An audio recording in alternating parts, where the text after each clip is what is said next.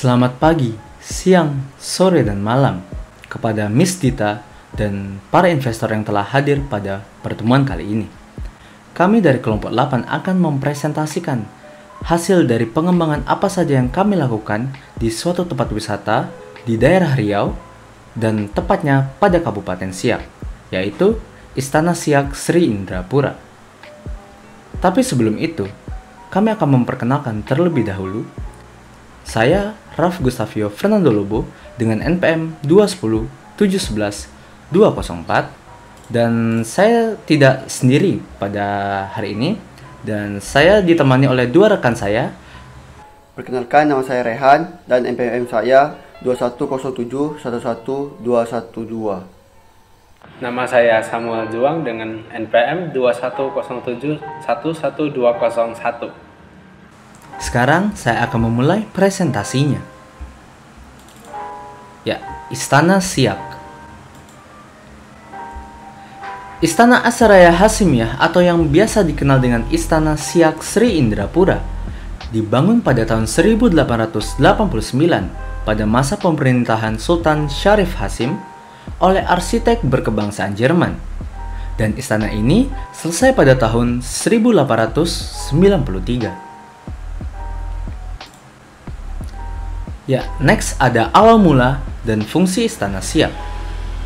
Jadi berdasarkan catatan sejarah yang ada, Kesultanan Siak Sri Indrapura yang berada di Riau adalah kerajaan Melayu Islam yang berjaya di sekitar abad ke-16 hingga abad ke-20 Masehi. Dulunya, istana ini digunakan sebagai kediaman resmi Sultan Siak, tetapi zaman sekarang sudah dijadikan tempat wisata.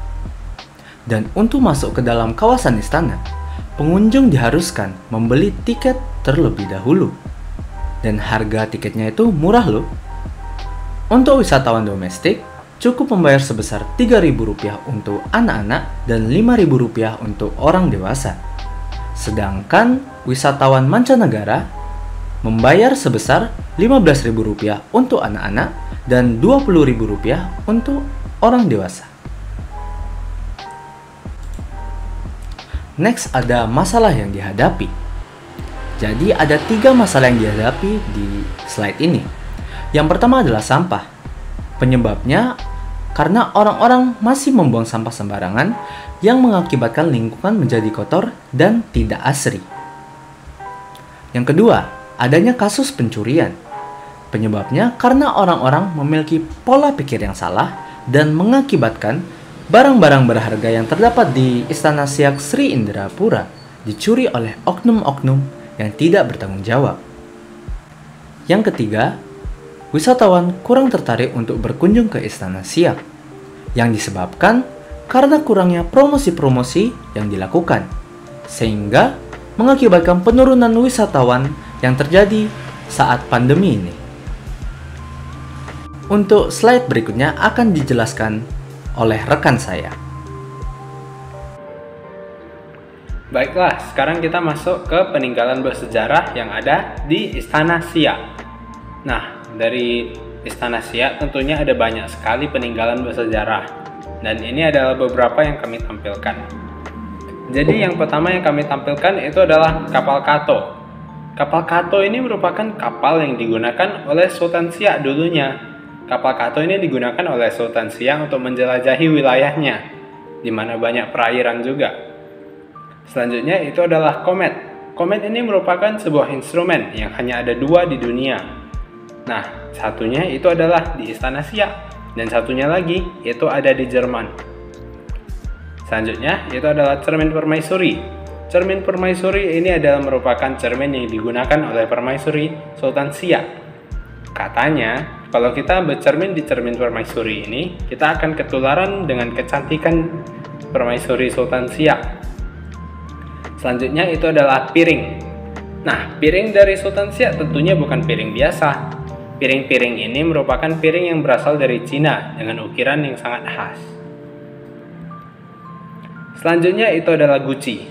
Guci-guci yang dimiliki oleh Sultan Siak tentunya bukan guci biasa. Guci ini berasal dari Cina dengan ukiran-ukiran yang khas dan sangat berharga.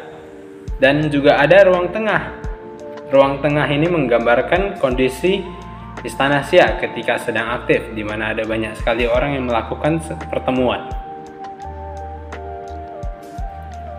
Baik, selanjutnya ini adalah denah objek wisata atau denah Istana Siak dalam kasusnya. Nah, seperti yang bisa dilihat, ini gambarnya sudah gambar yang sangat tua, namun sampai sekarang gambar ini masih sangat akurat. Selanjutnya untuk potensi-potensi yang bisa dikembangkan dari Istana Siak. Nah, yang pertama itu adalah tentunya dengan barang-barang peninggalan yang sangat historis. Jika setiap barang diberikan penjelasan atau sejarah yang lengkap, pendatang akan lebih memahami mengenai sejarah dan budaya dari Istana Siak dan daerah Siak secara umum.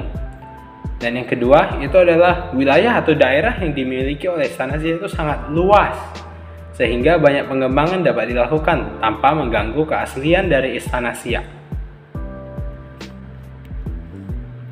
Selanjutnya adalah target-target yang dapat dicapai. Untuk target ada banyak sekali tentunya bidang-bidangnya. Yang pertama itu adalah target dalam bidang ekonomi. Dalam bidang ekonomi, kami ingin meningkatkan dengan menarik perhatian dari pendatang, dan uang yang didapatkan dari tiket biaya atau biaya tiket itu akan membantu dalam reservasi dan memperbagus fasilitas di Istana Siak. Selanjutnya target untuk lingkungan itu adalah untuk menjaga kebersihan dengan menambahkan tempat sampah dan memberikan peringatan mengenai pembuangan sampah yang sembarangan. Untuk target sosial, kami ingin memperluas promosi ke berbagai media sosial agar orang-orang tahu mengenai tempat wisata Istana Siak ini. Untuk target budaya, kami ingin Istana Siak menjadi suatu hal yang dapat memperkenalkan dan memperluas pengetahuan pendatang mengenai budaya dari Siak. Untuk keamanan, kami tentunya ingin Istana Siak menjadi tempat yang lebih aman dan tanpa kasus-kasus pencurian dari barang-barangnya. Keamanan ini bisa ditingkatkan dengan menambahkan sistem keamanan seperti CCTV. Untuk politik, kami ingin berusaha untuk meminimalisir kisruh atau kericuhan yang disebabkan oleh oknum-oknum yang berkaitan dengan politik, seperti korupsi atau KKN.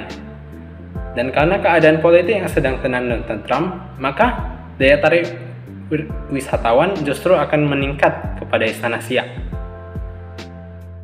Baiklah, selanjutnya ada rencana perubahan. Yang pertama, membuat peringatan dan penegasan peraturan mengenai pembuangan sampah agar para pendatang tidak membuang sampah secara sembarangan. Kemudian yang kedua, membuat lebih banyak tempat sampah di daerah Istana Siak dan membuat tempat sampah yang sudah ada menjadi lebih menarik. Kemudian yang ketiga, memasang sistem keamanan yang ketat agar tidak terjadinya kerusuhan atau barang hilang di dalam istana. Kemudian yang terakhir, membantu Istana Siak lebih dikenal oleh dunia ataupun masyarakat luas dengan membuat iklan-iklan dalam bentuk poster maupun video yang bisa di-share secara online maupun dibuat secara fisik. Kemudian selanjutnya ada virtual tour website. Dengan adanya virtual tour website yang berupa website ini, turis domestik maupun mancanegara bisa mengaksesnya seperti pada masa pandemi COVID-19 sekarang ini, jikalau mereka tidak bisa berkunjung langsung ke Istana Siak. Pada website yang rencananya akan kami buat adalah website yang berisikan tempat wilayah Istana Siak. Jadi melalui virtual tour tersebut, mereka setidaknya tahu atau mempunyai bayangan Istana Siak itu seperti apa, serta apa-apa saja yang terdapat di dalam Istana Siak. Kemudian ada virtual tour yang berupa aplikasi yang berfungsi untuk mempermudah dalam mengakses ke Istana Siak secara online. Dan di sini terdapat sampul atau cover dari aplikasi virtual tour Siak. Kemudian selanjutnya ada bagian login dan register. Pada bagian login terdapat tempat untuk mengisi username dan password untuk masuk ke aplikasinya, serta ada pula lupa password yang berfungsi untuk membantu user mengembalikan password yang telah lupa. Dan di bagian register terdapat tempat untuk mengisi nama lengkap, nomor telepon, email, password dan konfirmasi password. Juga ada submit. Nah, register ini berguna untuk membuat akun agar bisa login ke aplikasinya. Ya, selanjutnya ada home atau beranda. Jadi kami membuat seperti kalimat sambutan untuk para pengguna yang baru menggunakan VT Siak ini. Jadi selain sambutan, kami menambahkan sedikit informasi tentang VT Siak itu seperti apa. Jadi VT Siak adalah virtual tour yang menyediakan berbagai pelayanan dengan berbasis VR untuk customer yang ingin merasakan pengalaman jalan-jalan di Istana Siak Sri Indrapura. Dan yang kedua, kami membuat paketan harga untuk virtual tour ini. Jadi paket A dibanderol dengan harga Rp200.000 dan paket virtual tour ini selama 45 menit. Rutenya itu dari pintu gerbang Istana Siak sampai ruang tengah saja, dan mendapatkan benefit free 1 kali VT. Yang paket B dibanderol dengan harga Rp500.000 dan paket virtual tour ini selama 1 jam. Rutenya itu mulai dari pintu gerbang Istana Siak sampai peninggalan-peninggalan Istana Siak. Benefitnya mendapatkan free 1 kali VT plus merchandise dari Istana Siak. Yang paket yang terakhir ialah paket C yang dibanderol dengan harga Rp800.000 dan paket virtual tour ini selama 1 jam 30 menit. Rutenya itu adalah keseluruhan Istana Siak dan mendapatkan benefit yaitu free 2 kali virtual tour plus merchandise dari Istana Siak dan voucher belanja sebesar Rp200.000. Next slide akan dijelaskan oleh rekan saya. Oke, selanjutnya adalah bagian kontak. Bagian kontak ini bisa digunakan jikalau ada masalah atau kendala dalam memesan paketan virtual tour. Nah, di sini diberikan 3 kontak, yaitu nomor telepon.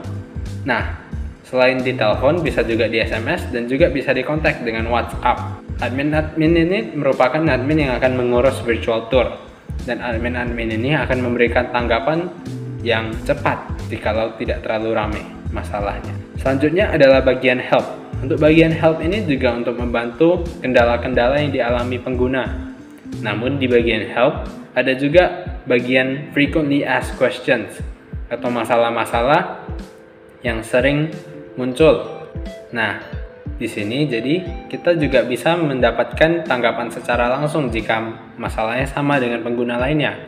Selain itu, di bagian help juga kita dapat mengisi masalah kita sendiri dan disubmit, yang akan juga direview oleh admin-admin dan diberikan tanggapan dan solusi yang lebih tepat. Baiklah, selanjutnya ada gambar referensi. Seperti inilah tempat sampah yang akan ditambahkan di daerah sekitar Istana Siak.